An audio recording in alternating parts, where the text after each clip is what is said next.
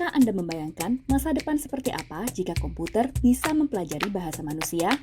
Ini sebenarnya tidak terlalu jauh, menurut Terry Wijaya, lektor di Boston University, Massachusetts yang mendalami bidang Natural Language Processing. Selain dari penting dari segi future goal gitu kan, banyak immediate application-nya juga.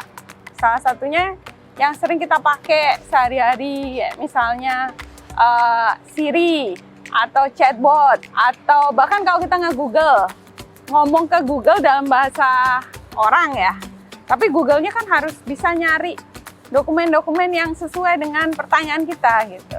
Namun bahasa sebagai produk budaya terus berubah dan jadi tantangan bagi para ilmuwan komputer. Kalau untuk bahasa yang informal seperti bahasa gaul atau bahasa alay, memang lebih susah buat komputer karena kebanyakan sistem komputer itu dilatihnya untuk belajar bahasa formal.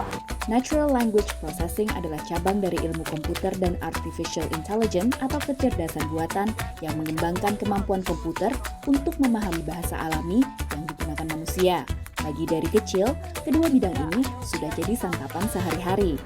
Lingkungan waktu kecil, bapak saya itu sastra, bahasa dan sastra Indonesia, dosen. Karena kan di Malang ya, waktu zaman segitu tuh semua orang pakai bahasa Jawa. Tapi bapak dan ibu waktu itu insist ngomong ke kita pakai bahasa Indonesia, yang baku lagi. Kenapa otak manusia itu bisa beradaptasi gitu loh. Sepanjang karirnya, Derry mempelajari tentang ilmu komputer di sekolah-sekolah ternama di Singapura dan Amerika Serikat. Tahun 2018, proyek openframing.org, besutannya dan kolega di Boston University memperoleh hibah $1 juta atau sekitar 14,3 miliar rupiah dari National Science Foundation. Derry bekerja sama dengan rekan dari Departemen Komunikasi.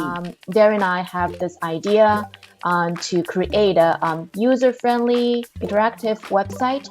So users, researchers, especially social science researchers, if they want to do computation analysis to understand media content or other communication text like social media, speeches. So our website provides a way for them to do the analysis. Program ini tersedia dalam 100 lebih bahasa, termasuk bahasa Indonesia.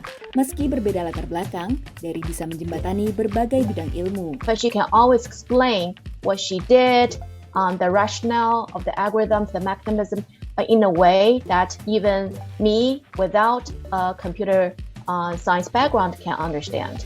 Bekerja di bidang yang kerap didominasi laki-laki, Derry mengingatkan pentingnya kesetaraan kesempatan dalam menekuni bidang ilmu pengetahuan. Kalau misalnya yang bikin teknologi itu cowok semua, akibatnya apa? Yang kebutuhan yang cewek, misalnya cewek lebih membutuhkan misalnya application untuk safety.